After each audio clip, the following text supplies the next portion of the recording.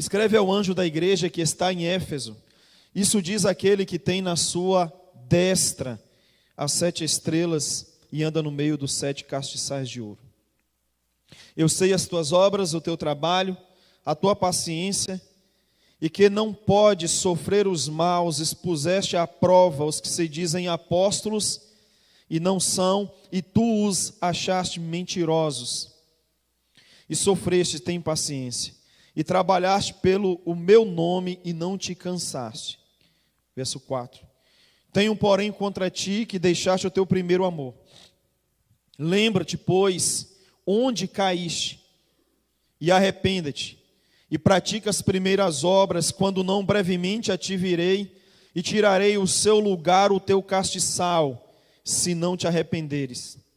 Tens, porém, isto, que aborreces as obras dos nicolaítas, as quais eu também aborreço. Quem tem ouvidos, ouça o que o Espírito diz às igrejas. Ao que vencer, dar-lhe-ei a comer da árvore da vida que está no meio do paraíso de Deus. Amém, meus irmãos? Vamos orar? Senhor, nosso Deus e Pai, gratidão por sua palavra, Senhor. Deus, nos permita ir para além, Senhor, do esboço, Senhor. Nos permita ir, Senhor, mais fundo do que aquilo que foi pensado, imaginado ou planejado, Senhor. Deus, nos permita, Senhor, ó Pai, não apenas transmitir uma mensagem ou um conteúdo bíblico. Nos permita também, Senhor, que as nossas palavras, ó Deus, alcancem de fato as almas e os corações de todos aqui essa noite, Senhor.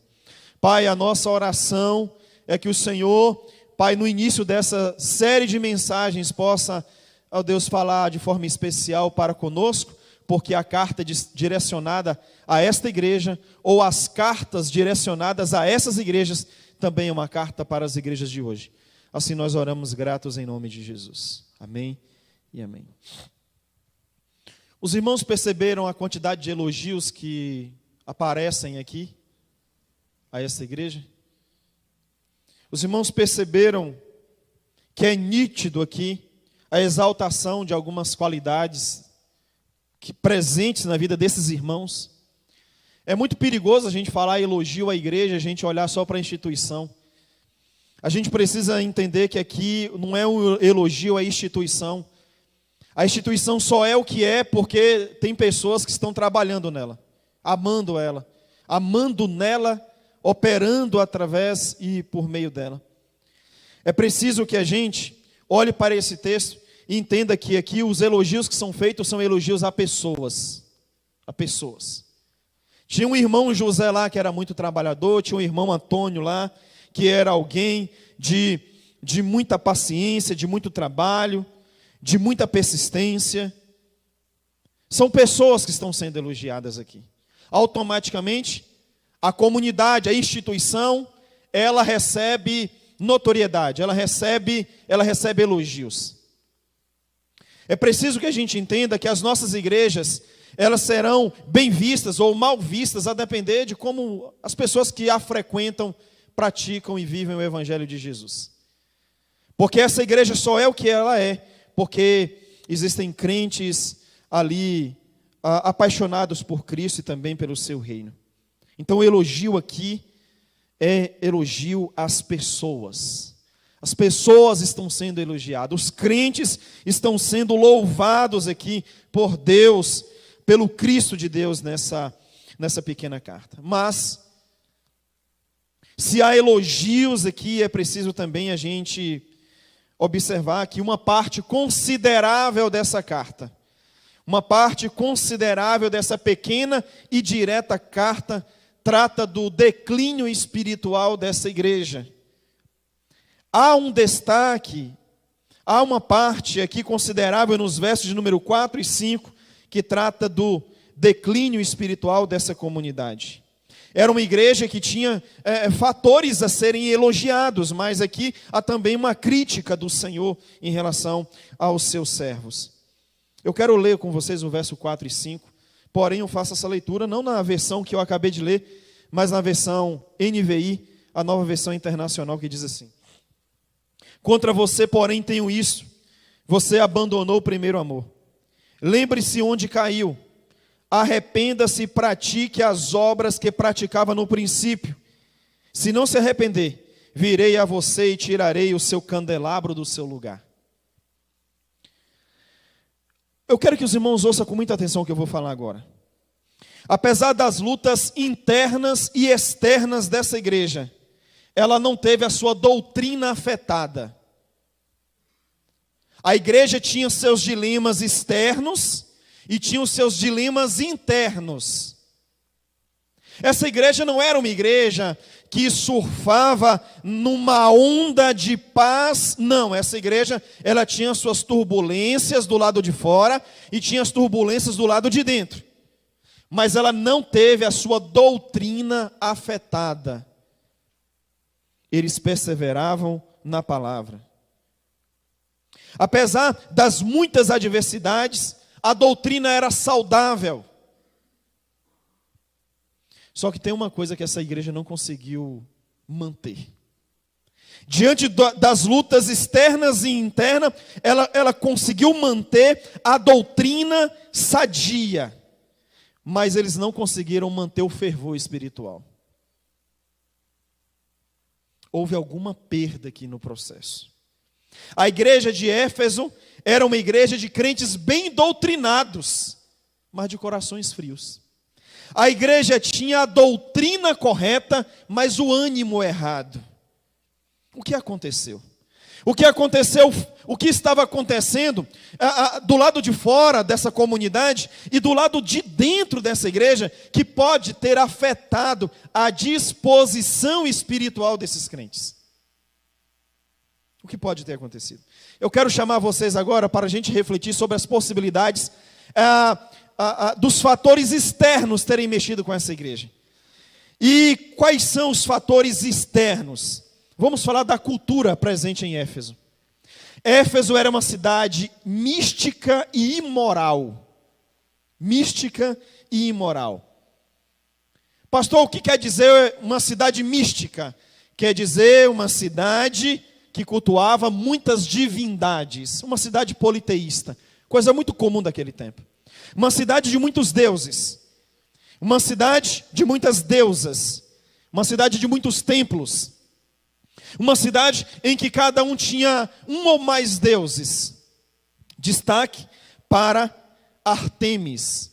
A deusa Ártemis, ou melhor conhecida por nós como Diana. Se você abrir o texto bíblico lá em Atos, no capítulo 19, se não me falha a memória, 18 e 19, você vai ver Paulo em Éfeso e o grande alvoroço que foi feito em nome de Diana, enquanto Paulo estava ali pregando o evangelho. É digno de nota que Éfeso era o centro mundial do culto a Diana. Haja vista que ali havia um grande templo e era um lugar de grande peregrinação para adoração a Diana. Uma cidade mística, uma cidade de muitas divindades. Mas também Éfeso era uma cidade imoral. Era uma cidade de forte prática de prostituição. E aí tem uma coisa aqui, é que a prostituição de Éfeso, ela se entrelaçava com a religião. Porque para cultuar Diana, esse culto era feito à base de muita orgia. Então nós temos aqui um pouco da cultura local. Eu poderia acrescentar ainda que Éfeso era uma cidade muito próspera, muito rica. Eu poderia acrescentar que Éfeso era o principal porto de entrada no que hoje nós chamamos de Turquia. Nós poderíamos aqui acrescentar os fatores econômicos, que poderiam mexer com o coração também da sociedade. Esses são os fatores externos, que podem ter mexido com a disposição daquela comunidade. A sedução da idolatria, a sedução da imoralidade, a sedução econômica. E é interessante que quando nós pensamos nos deuses de Éfeso, a gente pensa, claro, a gente aponta para Diana, a gente aponta para outras divindades, mas o dinheiro poderia ser muito bem um deus daquela comunidade também, um deus invisível. É preciso nós também olharmos para a nossa cidade e perceber quais são os deuses de Tarantim. Quais são as divindades cultuadas nessa cidade? Aí eu quero que você não mire naqueles deuses de barro ou de gesso que nós conhecemos. É preciso a gente transpor essa visão simplista da idolatria e agora a gente pensar que os deuses que aqui são cultuados podem também ser o dinheiro, podem também ser o sexo, podem ser também a fama, o poder, a política. Quais são os deuses de Tarantim? Quais são as grandes divindades cultuadas aqui nessa cidade? Os deuses invisíveis, os deuses do coração dos moradores dessa comunidade. Falemos também das lutas internas, dos problemas internos da igreja de Éfeso, que podem ter mexido com a disposição espiritual daquela igreja. As lutas internas daquela igreja diz respeito aos seus falsos líderes. Falsos líderes. Aquela igreja tinha no que o verso 2 chama de falsos apóstolos. Falsos apóstolos. Esses homens fizeram muito mal à igreja. Esses homens pregavam o evangelho fácil. Esses homens pregavam o evangelho liberal. Esses homens diziam que não tinha problema você desfrutar do melhor da igreja e também do melhor do mundo. Eles pregavam o evangelho sem cruz, um evangelho sem renúncia. Eu quero dizer uma coisa aos irmãos aqui essa noite. O evangelho sem cruz, o evangelho sem renúncia é um outro evangelho. O evangelho sem a disposição sacrificial exigida nas escrituras, seja de serviço, seja de santidade, seja de devoção, é um outro evangelho, não é o evangelho de Jesus. O evangelho em que você desfruta o melhor de Deus e o melhor do mundo, esse não é o evangelho verdadeiro, esse é o pseudo-evangelho, esse é o evangelho anátema. E eu quero dizer uma coisa para os irmãos, apesar do pastor falar de muito de graça nessa igreja, apesar do pastor falar de muito amor nessa igreja, eu quero dizer para você que o mesmo Deus que ama é o Deus também de santidade. A gente precisa ficar atento a essas coisas. Esses líderes dessa igreja, que foram posteriormente desmascarados como falsos apóstolos, eles prejudicaram essa comunidade. E aí eu quero perguntar a vocês, teriam os fatores externos mexido com a disposição da igreja? Ou seriam os fatores internos mais prejudiciais? O que fez dessa igreja perder o seu fervor espiritual, o seu ânimo, a sua disposição? O que mexeu com a disposição espiritual daquela comunidade? Bem, definitivamente, a gente não tem condições aqui de cravar o motivo exato. Olha, aquela igreja foi tomada de uma certa frieza espiritual e o fator principal foi esse. A gente não sabe aqui calcular isso e dimensionar isso agora. Certo é que aquela igreja antes fervorosa em sua devoção, em seu serviço, agora é uma igreja apática espiritualmente. Apática. É uma igreja sem o fervor de outrora. O que temos de claro e explícito aqui é que essa igreja, ela vivia baixos níveis de interesse por Jesus e pela obra de Jesus. Eu preciso fazer essa pergunta. Como está o seu interesse por Jesus? Como está o seu interesse pela obra de Jesus? Você consegue agora honestamente, como o seu, olhar para o seu termômetro espiritual, e você consegue agora fazer brevemente essa autoanálise e chegar a alguma conclusão? Mais uma vez eu questiono como está o seu nível de interesse por Jesus e como está o seu nível de interesse pela obra de Jesus. Porque eu preciso fazer essa junção, mas eu não deveria aqui, Roberto, separar Jesus da obra de Jesus. Mas eu quero ser o mais pedagógico possível, porque a gente às vezes carrega uma certa cegueira religiosa e pensa assim, eu estou muito bem com Deus. Tudo bem, mas quando a gente está bem com Deus e quando o nosso interesse por Jesus é elevado, é altíssimo, a obra desse mesmo Jesus, ela não é desprezada, ela não é esquecida, ela se mantém em elevados níveis. Eu não consigo, uma pessoa que ama Jesus automaticamente ama a obra de Jesus. Uma pessoa que ama Jesus, automaticamente, ama a igreja de Jesus, ama o reino de Jesus. Eu não consigo separar uma coisa da outra, mas se você consegue, eu quero que você então faça essa avaliação. O que eu percebo de interessante, caminhando aqui para o final, é que o mesmo Jesus que apresenta o problema daquela comunidade é o mesmo que se apresenta como solução. Ele chega e diz assim: olha, eu percebo na minha igreja uma certa falta de disposição espiritual. Vocês perderam práticas que anteriormente eram constantes na vida de vocês. Mas eu quero apresentar a vocês a solução para a renovação espiritual.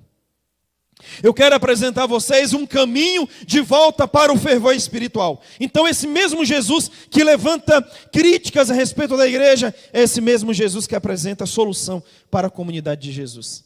Eu acho que fica uma boa lição para a gente, né? A gente criticar, mas também apresentar caminhos de melhoria, caminho de restauração, e também se apresentar como solução para isso. Isso é muito bom na igreja de Jesus.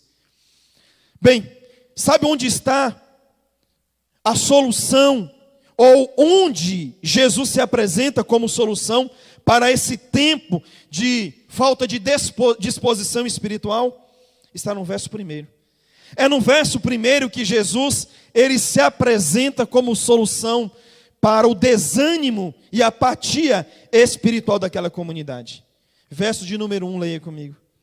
Escreve ao anjo da igreja que está em Éfeso e diz: aquele que tem na sua mão direita, na sua destra, as 7 estrelas, e que anda no meio dos 7 castiçais de ouro.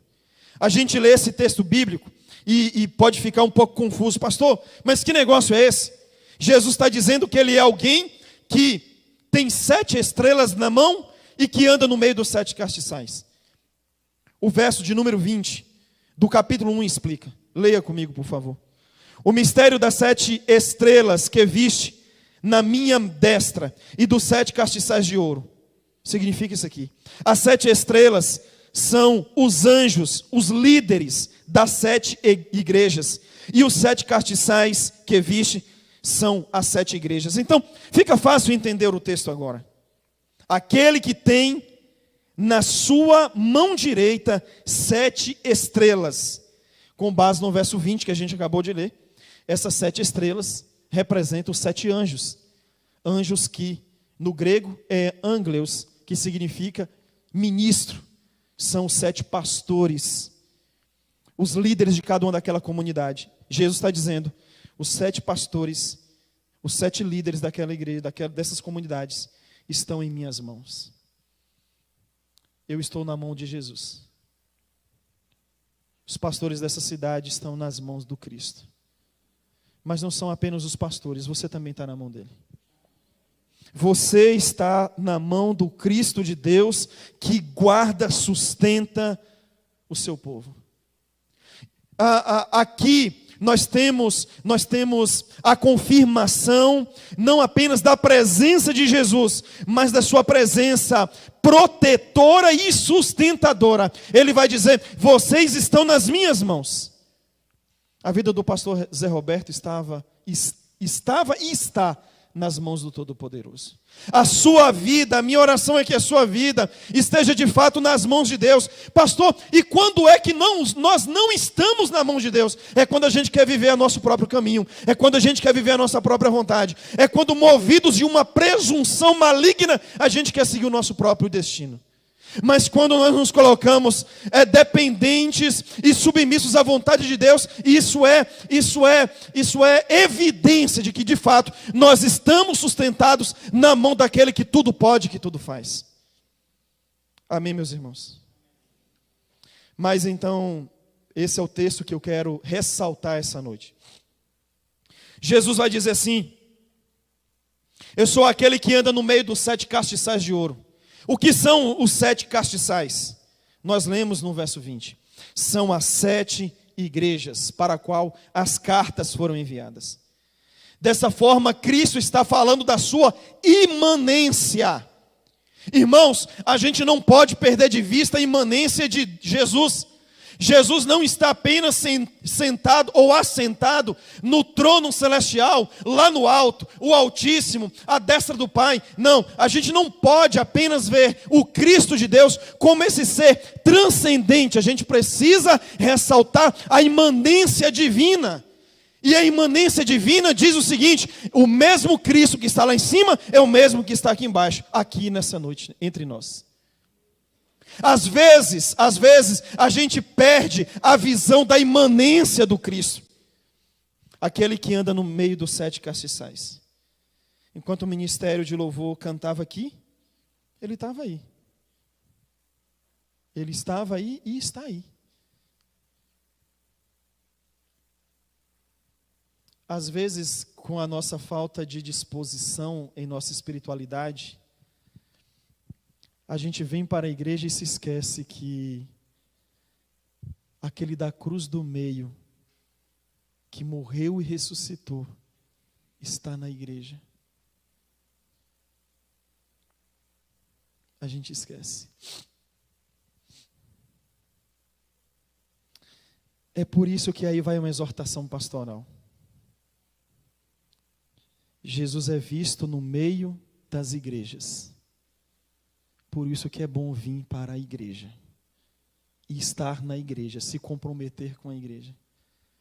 Porque aqui há uma manifestação de valorização de Jesus pela comunidade de fé. Ele está no meio da igreja. Eu acho, Deilson, que quando a gente vem para a igreja com essa percepção, a forma que a gente canta muda. A forma que a gente ora muda. Porque não é apenas uma reunião qualquer de associação, de empresa. É uma reunião que o Cristo diz: eu estarei lá no meio de vocês. Por isso, peraí, então aquele que me salvou está aqui?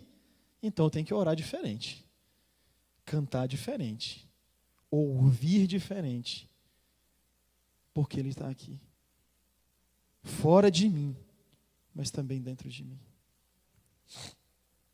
Meus irmãos, o que são esses 7 castiçais? São aqueles objetos, que são suporte para velas, para a iluminação de ambientes. Eu quero tirar vocês da ilha de Patmos, porque nós estamos em Patmos agora com João. Eu quero tirar vocês de Patmos e transportar vocês há cerca de 2000 anos para Moisés. Porque eu percebia uma conexão muito íntima entre os castiçais, em que Jesus está no meio deles, entre a mensagem revelada em Patmos e o que acontece com Moisés em meio às leis. Bem, os irmãos sabem que tanto no tabernáculo de Moisés, quanto no templo de Salomão, não existia ainda naquele tempo a energia elétrica, Então, o castiçal ou os castiçais, eles eram utilizados para a iluminação dos espaços sagrados. Os irmãos sabem que o tabernáculo era aquele templo móvel de madeira que foi utilizado na peregrinação pelo deserto e que depois ele teve ali um lugar fixo. Se não me falha a memória, o tabernáculo ficou situado em Siló. Posteriormente, o tabernáculo ele caiu em desuso. Por quê? Porque Salomão construiu o templo. E tanto no tabernáculo como no templo havia os castiçais para a iluminação daqueles espaços. Mas há uma ordem muito interessante de Moisés ainda tratando da lei a respeito dos castiçais. Olha o que ele vai dizer. Moisés vai dar a ordem dizendo assim: olha, todos vocês sacerdotes, sabem de uma coisa. Vocês que cuidam do templo, vocês que cuidam dos espaços sagrados, vocês que cuidam do tabernáculo, sabem de uma coisa: no tabernáculo e no templo haverão os castiçais, e uma ordem eu dou a vocês. A iluminação dos castiçais deverá ser permanente. Vocês deverão alimentar os castiçais com azeite, que é o combustível da época. Vocês deverão alimentar os castiçais para que eles nunca se apaguem. Deve haver fogo nos castiçais durante o dia e também durante a noite. O fogo não deve se apagar. É a orientação de Moisés em relação aos castiçais que deveriam iluminar tanto o tabernáculo quanto também o templo de Salomão. Lâmpadas acesas o tempo todo, em nenhum momento poderiam se apagar. Era a função do sacerdote abastecer continuamente os castiçais com azeite, para que houvesse ali a manutenção daquele fogo. O fogo não poderia se apagar. É a ordem de Moisés aos sacerdotes. Bem, meus irmãos, Jesus está entre os castiçais, não está? Jesus está entre os castiçais. E assim como o sacerdote, ele tinha a missão de não deixar o fogo apagar. Assim como o sacerdote tinha a missão de abastecer os castiçais para que o fogo não se apagasse, o Cristo de Deus, como sacerdote eterno, ele é aquele que enche e renova a sua igreja do Espírito Santo, o verdadeiro combustível para nós, para que permanecemos acesos, vibrantes, apaixonados, dispostos o tempo todo. É aqui que eu entendo que o Cristo de Deus, aquele que apresenta o problema da igreja, da falta de disposição, é o mesmo que apresenta um caminho de restauração. E o caminho de restauração, ele aponta para ele mesmo no início da carta. Eu sou aquele que estou entre os castiçais. Ou seja, eu sou aquele que abasteço vocês. Eu sou aquele que renovo vocês. Eu sou aquele que enche vocês, para que vocês permaneçam um tempo todo acesos e cheios do Espírito Santo de Deus. É isso, meus irmãos. Eu só quero saber quem é que quer ser abastecido pelo Espírito Santo aqui essa noite. Eu só quero saber quem é o candelabro de Deus aqui nessa noite, que quer receber a visitação do sacerdote com azeite para lhe encher, para que você permaneça o tempo todo aceso para a glória de Deus. Se você deseja, fique em pé. Eu quero orar pela sua vida essa noite. Senhor Jesus, aqui tem um povo do Senhor, meu Pai, que reconhece que o Senhor é o sacerdote que abastece, Senhor, os candelabros, ó Pai. Aqui tem um povo que reconhece o Senhor como sacerdote eterno. Aqui tem um povo do Senhor que ele reconhece, meu Deus, como aquele que é responsável direto pelo sustento, manutenção e firmeza e graça e vibração da igreja do Senhor. Ó Deus, em nome de Jesus, eu quero ser um pastor cheio do Teu Espírito, Senhor. E eu desejo que Roberto seja um cabra cheio do Teu Espírito Santo. Eu desejo que Selma seja uma mulher cheia do Teu Espírito, Senhor. Eu desejo que Tatiana e Fernanda sejam pessoas cheias do Teu Espírito Santo. Eu desejo, ó Pai, ó Deus, que meus irmãos, Jesus, seja um cidadão cheio do Teu Espírito Santo, ó Pai. Eu desejo que Moisés seja um homem direito, honesto, mas eu desejo também que ele seja um homem cheio do Teu Espírito Santo. Eu desejo isso para a vida de Felipe, de Elda, de Romildo. Eu desejo isso para a vida de Thelma. Eu desejo isso para a vida de Carlos e Dalva. Eu desejo isso para a vida de Lucas, para a vida, Senhor, de Lore, para a vida de Ingrid, Senhor. Eu desejo isso para a vida de Washington, de Ivone. Eu desejo isso para a vida de Daniel, para Mauri, Senhor. Eu desejo que os meus irmãos sejam cheios do Teu Espírito, Senhor. Eu desejo que Davi, que Saulinho, Senhor, sejam cheios do Teu Espírito Santo. Eu desejo ser pastor de uma igreja, Senhor, cheia do Teu Espírito Santo. Eu quero ser um pastor cheio do Teu Espírito, Senhor. Pai, em nome de Jesus, ó Pai, nos acenda aqui essa noite, Senhor. O Senhor que caminha e que passeia no meio da igreja. O Senhor que é aquele que abastece os crentes enfraquecidos, desanimados e que talvez com pouca disposição. Senhor, eu desejo que Lucas e Fernanda, Senhor, sejam pessoas cheias do Teu Espírito Santo. Eu desejo que Linda seja uma pessoa cheia do Teu Espírito, que Dalva, que Jocélia, Senhor, que Cleito, que Paulino seja pessoas cheias do Teu Espírito Santo, Senhor. Pai, em nome de Jesus, visita o Teu povo, Senhor, e que a gente viva isso, meu Deus, que a gente viva esse nível de disposição, Senhor, que a gente viva esse tempo de entrega, de desejo, da Sua visitação poderosa em nossas vidas. A gente não pode aceitar, Senhor, um mero formalismo religioso. A gente deseja mais. A gente deseja esse abastecimento sagrado, celestial, vindo, Senhor, da Tua parte, para a glória do Seu nome. Vamos encerrar cantando essa noite para a glória de Deus?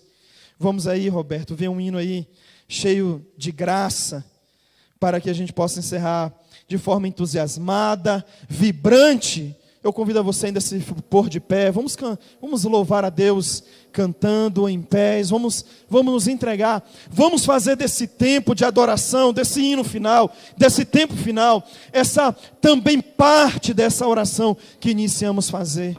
Porque, meus irmãos, se nós somos tomados do Teu Espírito, se a gente for cheio do Teu Espírito, a gente vai trabalhar diferente, a gente vai viver diferente, a gente vai amar diferente, a gente vai perceber a vida diferente.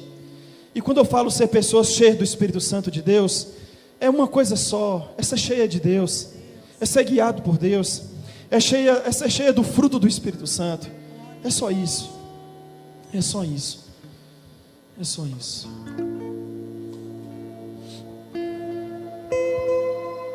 Talvez